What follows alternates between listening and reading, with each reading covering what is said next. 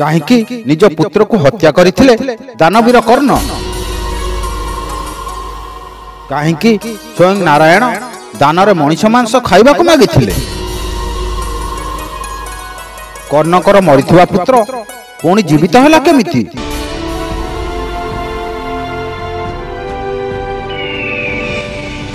ବନ୍ଧୁ, ତାହେଲେ ଆସନ୍ତୁ ଜାଣିବା ସମ୍ପୂର୍ଣ୍ଣ କାହାଣୀ। ଦ୍ୱାପର ଯୁଗର କଥା। ମହାଧନୁର୍ଦ୍ଧର ମହାବୀର ପ୍ରଜାନୁରଞ୍ଜନ ସୋମବଂଶୀ ରାଜା ଥିଲେ ସୂର୍ଯ୍ୟପୁତ୍ର କର୍ଣ୍ଣ। ସିଏ ଥିଲେ ମହା ଉଦାର, ମେଳାପୀ, ଜନପ୍ରିୟ ଏବଂ ମହାଦାନୀ।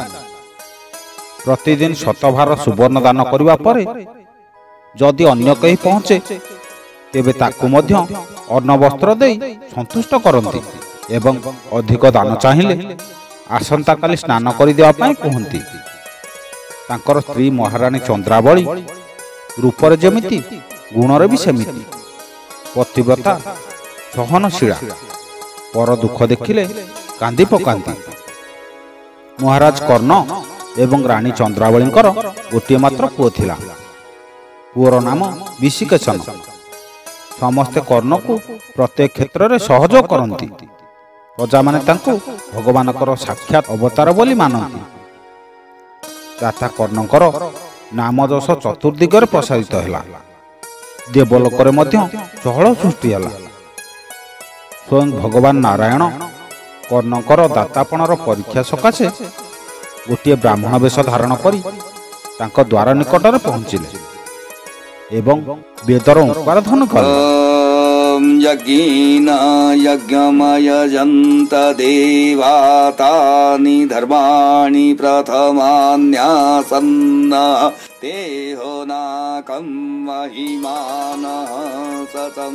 କର୍ଣ୍ଣ ବେଦର ଧ୍ୱନି ଶୁଣି ସାମ୍ନାକୁ ଆସିଲେ। ବ୍ରାହ୍ମଣ ବେଶୀ ଭଗବାନଙ୍କୁ ପ୍ରଣିପାତ କଲେ, ଆଦର ସତ୍କାର କରି ବସାଇଲେ ଏବଂ ନମ୍ରତାର ସହିତ କହିଲେ, ହେ ମହାତ୍ମା, ଆପଣଙ୍କର ଅଭିପ୍ରାୟ ପ୍ରକାଶ କରନ୍ତୁ। ମୋ ପାଖକୁ କାହିଁକି ଆସିଛନ୍ତି? କଣ ଚାହାନ୍ତି ମୋ ଠାରୁ? ଯାହା ମାଗିବେ ମୁଁ ତା ଦେବାକୁ ପ୍ରସ୍ତୁତ। ଟଙ୍କା, ସୁନା, ଧନରତ୍ନ ଯାହା ଇଚ୍ଛା ମାଗନ୍ତୁ। ଆଜିକ ମୋ ଘରେ ଭୋଜନ କରି ରୁହନ୍ତୁ। ଆସନ୍ତାକାଲି ପ୍ରଭାତରେ ସ୍ନାନ ତର୍ପଣ ଆଦି ଶେଷ କରି ମୁଁ ଦାନ ଦେବି। ବ୍ରାହ୍ମଣ କହିଲେ, ନା ନା, କାଲି ପର୍ଯ୍ୟନ୍ତ ରହିବାକୁ ମୁଁ ଏଠାକୁ ଆସିନାହିଁ। କଥାରେ ଅଛି, ତୁରନ୍ତ ଦାନ ମହାପୁଣ୍ୟ। ଯାହା ଦେବ ଆଜି ଦିଅ, ନଚେତ ମନା କରିଦିଅ, ମୁଁ ଏଠାରୁ ଚାଲିଯିବି। କର୍ଣ୍ଣ କହିଲେ, ସେମିତି କୁହନ୍ତୁ ନାହିଁ ମହାତ୍ମା। ଆପଣ ମୋର ଅତିଥି, ଭଗବାନ ସଦୃଶ। ଆପଣ ଅସନ୍ତୁଷ୍ଟ ହେଲେ ମୋର ପାପ ହେବ, ମୁଁ ନର୍କରେ ପଡ଼ିବି। ଆପଣ ଆଗ ଭୋଜନ କରନ୍ତୁ, ତାହାପରେ ଯାହା ମାଗିବେ ମୁଁ ନିଶ୍ଚୟ ଦେବି। ବ୍ରାହ୍ମଣ କହିଲେ, ମୋତେ ଭୋଜନ ଯାଚୁଛ? ଦେଇପାରିବ? ମୁଁ ଯାହା ଚାହିଁବି ମୋତେ ଦେଇପାରିବ? କର୍ଣ୍ଣ କହିଲେ, ଆପଣ ଯାହା ଚାହିଁବେ ମୁଁ ତାହା ଦେଇପାରିବି। କୁହନ୍ତୁ, ଆପଣ କଣ ଭୋଜନ କରିବାକୁ ଚାହାନ୍ତି? ବ୍ରାହ୍ମଣ କହିଲେ, ତମେ ଆଗ ଶଙ୍ଖରେ ପାଣି ଟେକି ମୋ ହାତରେ ଦିଅ ଏବଂ ତ୍ରିବାର ସତ୍ୟ କର ଯେ ମୁଁ ଯାହା ମାଗିବି ତୁମେ ମନା କରିବନି। କର୍ଣ୍ଣ ସଙ୍ଗେ ସଙ୍ଗେ ଶଙ୍ଖରେ ବ୍ରାହ୍ମଣ ହାତକୁ ପାଣି ଟେକି କହିଲେ, ଏଇ ମୁଁ ତ୍ରିବାର ସତ୍ୟ କଲି। ଆପଣ ଯାହା ମାଗିବେ ମୁଁ ତାହା ନିଶ୍ଚୟ ଦେବି। ଏବେ କୁହନ୍ତୁ, ଆପଣ କଣ ଭୋଜନ କରିବେ? ବ୍ରାହ୍ମଣ ଜଣକ କହିଲେ, ଆଜି ମୋର ମଣିଷ ମାଂସ ଭୋଜନ କରିବାକୁ ପ୍ରବଳ ଇଚ୍ଛା। ଦେଇପାରିବ ମୋତେ ମଣିଷ ମାଂସ? କର୍ଣ୍ଣ ମଣିଷ ମାଂସ କଥା ଶୁଣି ହତବାକ ହୋଇଗଲେ। କହିଲେ, ହେ ବ୍ରାହ୍ମଣ ଦେବତା, ଆପଣ ମୋର ଅତିଥି। ଆପଣ ଯଦି ଚାହିଁବେ ମୁଁ ମୋର ଜୀବନ ଆପଣଙ୍କୁ ଦେବାରେ ତିଳ ମାତ୍ର କୁଣ୍ଠାବୋଧ କରିବି ନାହିଁ। ହେଲେ ମୁଁ ମୋର ସତ୍ୟ ପାଳନ କରିବା ପାଇଁ ଅନ୍ୟ କେଉଁ ନିରୀହ ନିର୍ଦ୍ଦୋଷ ମନୁଷ୍ୟର ଜୀବନ କେମିତି ନେଇପାରିବି? ଏମିତି କରେ ତ ମୋର ମହାପାପ ହେବ। ହେ ମହାତ୍ମା, ଦୟାକରି ଆପଣ ଅନ୍ୟ କିଛି ମାଗନ୍ତୁ। ନା ନା ମହାରାଜ କର୍ଣ୍ଣ, ମୋର ଅନ୍ୟ କିଛି ଖାଇବାକୁ ଆଦୌ ଇଚ୍ଛା ନାହିଁ। ତମେ ତ୍ରିବାର ସତ୍ୟ କରିଛ। ଯଦି ନ ଦେଇ ସତ୍ୟ ଭାଙ୍ଗିବାକୁ ଚାହୁଁଛ ତାହେଲେ ଠିକ ଅଛି, ମୁଁ ଏବେ ତୁମ ଦ୍ୱାରରୁ ଖାଲି ହାତରେ ଫେରି ଯାଉଛି। ନା ନା ବିପ୍ରବର, ଆପଣ ଚାଲିଗଲେ ମୋର ସତ୍ୟଭଙ୍ଗ ହେବ। ଆପଣ କୁହନ୍ତୁ କେଉଁଭଳି ମଣିଷ ମାଂସ ଦେଲେ ଆପଣ ସନ୍ତୁଷ୍ଟ ହେବେ, ମୁଁ ସେହିପରି ଯୋଗାଡ଼ କରି ଆଣିବି। ରାଜା, ମୋର ଅନ୍ୟ କୌଣସି ମଣିଷ ମାଂସ ଦରକାର ନାହିଁ। ତୁମ ନିଜ ହାତରେ ତୁମ ପୁଅ ବିଶିକେଶନକୁ ହତ୍ୟା କରିବ, ଆଉ ତମ ସ୍ତ୍ରୀ ତାର ମାଂସ ରନ୍ଧନ କଲେ ମୁଁ ଯାଇ ଭୋଜନ କରିବି। ଯଦି ନାହିଁ କରିବ ମୁଁ ମୋ ବାଟରେ ଚାଲିଯିବି। ପୁତ୍ର ବିଶିକେଶନ ଏହି ସମୟରେ ସେଠାରେ ଆସି ପହଞ୍ଚିଲା ଏବଂ ପିତାଙ୍କୁ ଦୁଃଖରେ କାନ୍ଦୁଥିବାର ଦେଖି କହିଲା, ପିତାଶ୍ରୀ, କଣ ହୋଇଛି? ଆପଣଙ୍କର ମନ ଦୁଃଖ କଣ ପାଇଁ ହୋଇଛି? ଆଉ ଆପଣ କାନ୍ଦୁଛନ୍ତି କଣ ପାଇଁ? କିଛି ନ ଲୁଚାଇ ମୋତେ ସମସ୍ତ କଥା ଖୋଲି କୁହନ୍ତୁ। କର୍ଣ୍ଣ କାନ୍ଦି କାନ୍ଦି କହିଲେ, ପୁତ୍ର, ଇଏ କପଟୀ ବ୍ରାହ୍ମଣ ଦେବ ମୋତେ ଦାନ ଦେବା ପାଇଁ ତ୍ରିବାର ସତ୍ୟ କରାଇଲେ। ସତ୍ୟ କରି ସାରିବା ପରେ ଏବେ କହୁଛନ୍ତି ସେ ମଣିଷ ମାଂସ ରୋଷେଇ କଲେ ଖାଇବେ, ତାପରେ ଯାଇ ଦାନ ଗ୍ରହଣ କରିବେ। ସେ ପୁଣି ଅନ୍ୟ କେଉଁ ମଣିଷ ମାଂସ ନୁହେଁ, ସେ ତୋରି ମାଂସ। ସେ ତୋର ମାଂସ ଖାଇଲେ ଯାଇ ଦାନ ଗ୍ରହଣ କରିବେ। ତୁ କହିଲୁ ବାପା, ମୁଁ କଣ ଏମିତି କାମ କରିପାରିବି?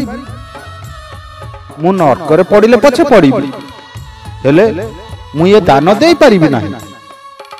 ଫେରି ଯାଆନ୍ତୁ ବ୍ରାହ୍ମଣ ଦେବ। ମୁଁ କେବେ ହେଲେ ପୁତ୍ରକୁ ମାରି ଅତିଥି ପୋଷି ପାରିବି ନାହିଁ। ରାଣୀ ଦୌଡ଼ି ଆସି ପୁତ୍ରକୁ ଧରି କାନ୍ଦୁଥାନ୍ତି। ବିଶିକେଶନ କହିଲା, ଏଥିପାଇଁ ଏତେ ଚିନ୍ତା କରିବା କଣ ଦରକାର ପିତା? ଜନ୍ମ ହେଲେ ତ ଦିନେ ମରିବାକୁ ହେବ। ମର୍ତ୍ତ୍ୟମଣ୍ଡଳେ ଦେହ ବହି ଦେବତା ହେଲେ ବି ମରଇ। ମୃତ୍ୟୁ ପରେ ତ ଏ ଦେହ ମାଟିରେ ମିଶିଯିବ। ବ୍ରାହ୍ମଣ ଗୋସାଇଁ ଯଦି ମୋ ମାଂସ ଖାଇ ତୃପ୍ତ ହେବେ, ତେବେ ଚିନ୍ତା ନ କରି ମୋତେ ମାରି ତାଙ୍କୁ ମୋ ମାଂସ ରାନ୍ଧି ଖାଇବାକୁ ଦିଅ। ଆପଣଙ୍କର ସତ୍ୟ ରକ୍ଷା ହେବ, ମୋର ଆତ୍ମା ମଧ୍ୟ ଶାନ୍ତି ପାଇବ।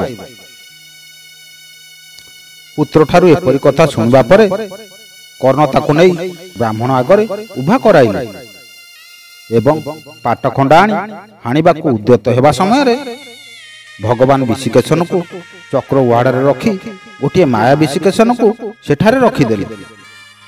କର୍ଣ୍ଣ ଏକଥା ଜାଣିପାରିଲେ ନାହିଁ, ନିଜ ପୁତ୍ର ଭାବି ହତ୍ୟା କଲେ। ପୁତ୍ର ମୁଣ୍ଡରୁ ଗଣ୍ଡି ଅଲଗା ହୋଇଗଲା। ପୁତ୍ର ଛଟପଟ ହେଉଥାଏ। ରାଣୀ ଏବଂ ରାଜା ଏହା ଦେଖି ମୂର୍ଚ୍ଛିତ ହୋଇ ପଡୁଥାନ୍ତି। ବ୍ରାହ୍ମଣ ତାଙ୍କୁ କହୁଥାନ୍ତି, ରାଜା, ଶୀଘ୍ର ମାଂସ କର, ମୋତେ ଭୋକ ହେଲାଣି। ରାଜା ପୁତ୍ରର ଶରୀରକୁ ନେଇ ମାଂସ କଲେ। ତାଙ୍କ ଆଖିରୁ ଧାର ଧାର ହୋଇ ଲୁହ ବୋହି ଯାଉଥାଏ। ମାଂସ କାଟି ସାରିବା ପରେ ରାଣୀ ନେଇ ତାକୁ ରୋଷେଇ କଲେ। ପୁତ୍ରର ବାତ୍ସଲ୍ୟ ମମତା କଥା ମନେ ପକାଇ କଇଁ କଇଁ ହୋଇ କାନ୍ଦୁଥାନ୍ତି।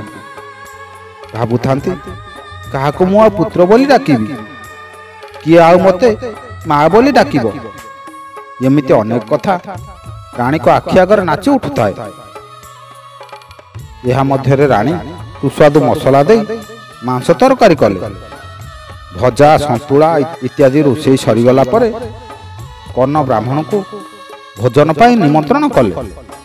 କର୍ଣ୍ଣ କହିଲେ, ହେ ବିପ୍ରମଣି, ଏବେ ଭୋଜନ ପ୍ରସ୍ତୁତ, ଆସନ୍ତୁ, ଏବେ ଆପଣ ଭୋଜନ କରିବେ। ବ୍ରାହ୍ମଣ ସେଠୁ ଉଠି ଆସି ଖାଇବାକୁ ଗଲେ। ବ୍ରାହ୍ମଣ କହିଲେ, ଏ କଣ ରାଜା, ଗୋଟିଏ ପତ୍ର ପକାଇଛ ଯେ ମୁଁ କଣ ଏକା ଖାଇବି ନା କଣ? ତୁମ ରାଣୀ ଯେ ଏଥିରେ ବିଷ ମିଶାଇ ନଥିବେ କିଏ ଜାଣେ? ଏଠି ଆଉ 3ଟି ପତ୍ର ପକାଅ, ଆମେ ସମସ୍ତେ ମିଶି ଏକତ୍ର ଭୋଜନ କରିବା। ତୁମେମାନେ ଆଗ ଖାଇବ, ତାପରେ ଯାଇ ମୁଁ ଖାଇବି। ନିଜ ପୁତ୍ରର ମାଂସ ମା ଖାଇବ, ଏକଥା ଭାବି ରାଣୀ କୋହ ସମ୍ଭାଳି ପାରୁନଥାନ୍ତି। କୋଉ ମା ଏକଥା ଦେଖିପାରିବ ନା ଶୁଣିପାରିବ? ହେଲେ କିଛି ଉପାୟ ନାହିଁ। ରାଜା, ରାଣୀ ଓ ବ୍ରାହ୍ମଣ ଖାଇବାକୁ ବସିଲେ। ରାଜା ବ୍ରାହ୍ମଣକୁ ପଚାରିଲେ, ବିପ୍ରବର ଆମେ ତ ବସିଲୁ, ହେଲେ ଏ ତୃତୀୟ ପତ୍ରଟି କାହା ପାଇଁ ପଡ଼ିଲା? ଆଉ କାହା ପାଇଁ? ଆଉ କାହା ପାଇଁ ପଡ଼ିବ ରାଜା? ଏ ପତ୍ରଟି ତୁମ ପୁଅ ପାଇଁ। ମୁଁ ପୁରା କହିଲି ସମସ୍ତେ ସାଙ୍ଗ ହୋଇ ଭୋଜନ କରିବା, ତା ପାଇଁ ପତ୍ର ନ ପଡ଼ିଲେ ସିଏ କେମିତି ଖାଇବ? କର୍ଣ୍ଣ କହିଲେ, ଆପଣ ଏ କ'ଣ କହୁଛନ୍ତି ବ୍ରାହ୍ମଣ? ମୁଁ ପରା ନିଜ ହାତରେ ମୋ ପୁତ୍ରକୁ ମାରି ଆପଣଙ୍କ ସାମ୍ନାରେ ତାର ମାଂସ କଲି, ଆଉ ରାଣୀ ସେ ମାଂସକୁ ରୋଷେଇ କଲେ, ଆଉ ଏବେ ପୁଣି ପୁତ୍ର କେଉଁଠୁ ଆସିବ? ଆପଣ କ'ଣ ଆମ ସାଙ୍ଗରେ ଏ ସମୟରେ ବି ମଜା କରୁଛନ୍ତି? ହେ ସତ୍ୟନିଷ୍ଠ ଦାନବୀର କର୍ଣ୍ଣ, ତୁମ ପୁତ୍ର ମହାନ ତ୍ୟାଗୀ, ପିତୃମାତୃ ଭକ୍ତ, ସେ କେବେ ବି ମରିପାରେ ନା। ତୁମେ ଦୁହେଁ ଦାଣ୍ଡ ଦୁଆରକୁ ଯାଇ ପୁତ୍ରର ନାମ ଧରି ଡାକ, ସେ ଆସିଲେ ସମସ୍ତେ ମିଶି ଏକତ୍ର ଭୋଜନ କରିବା। ଏକଥା ଶୁଣି ରାଜା ଓ ରାଣୀ ଯାଇ ଦାଣ୍ଡ ଦୁଆରେ ପୁତ୍ରକୁ ଡାକିଲେ। ଧନରେ ବିଶିକେଶନ, କେଉଁଠି ଅଛୁ ବାପା? ଆ ମୋ ପାଖକୁ ଆ ବାପା। ସେମାନଙ୍କ ଡାକ ଶୁଣି ବିଶିକେଶନ ଦୌଡ଼ି ଆସିଲା। ସମସ୍ତେ ଘର ଭିତରେ ଯାଇ ଦେଖିଲେ ପତ୍ର ସେମିତି ପଡ଼ିଛି, ହେଲେ ବ୍ରାହ୍ମଣ ଅନ୍ତର୍ଧ୍ୟାନ ହୋଇଯାଇଛନ୍ତି। କର୍ଣ୍ଣ ଏଥର ସବୁ ବୁଝିଗଲେ। କହିଲେ, ରାଣୀ, ଇଏ କେଉଁ ସାଧାରଣ ବ୍ରାହ୍ମଣ ନୁହନ୍ତି, ଇଏ ହେଉଛନ୍ତି ସେହି କପଟୀ ପ୍ରଭୁ ନାରାୟଣ। ଏହି ସମୟରେ ଶୂନ୍ୟବାଣୀ ହେଲା। ହେ ମହାଦାନୀ କର୍ଣ୍ଣ, ତମେ ମହାନ। ମୁଁ ତୁମକୁ ପରୀକ୍ଷା କରିବା ପାଇଁ ଯାଇଥିଲି, ଆଉ କେହି ଚାହିଁଲେ ନିଜ ପୁତ୍ରକୁ ହାଣି ମାଂସ କରି କେବେ ବି ଦେବ ନାହିଁ। ତିନିହେଁ ମିଶି ସତ୍ୟନିଷ୍ଠାରେ ଚଳିବ, ଅନ୍ତକାଳରେ ବୈକୁଣ୍ଠ ଲାଭ କରିବ। ଏହି କଥା ଶୁଣି କର୍ଣ୍ଣ, ରାଣୀ ଚନ୍ଦ୍ରବାଳା ଓ ପୁତ୍ର ବିଶିକେଶନ ନାରାୟଣଙ୍କ ଉଦ୍ଦେଶ୍ୟରେ ପ୍ରଣିପାତ କଲେ। ବନ୍ଧୁ, ଆଜିର ଭିଡ଼ିଓଟି କେମିତି ଲାଗିଲା କମେଣ୍ଟ ମାଧ୍ୟମରେ ଜଣାଇବାକୁ ଅନୁରୋଧ।